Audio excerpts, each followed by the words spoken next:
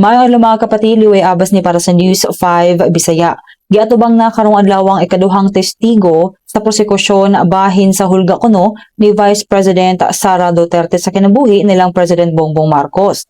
Naglaumsad ang prosekusyon nga mas mapalig-on pa ni NBI Regional Director Attorney Jeremy Lotoc ang mga testimonya ni NBI Senior Agent John Mark Calilong.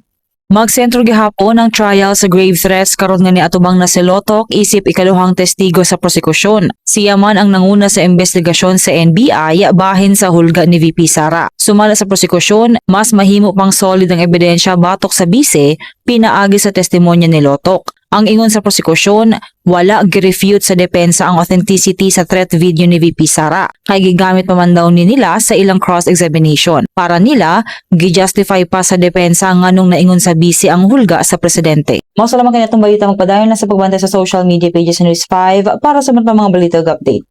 Amping tangtanan.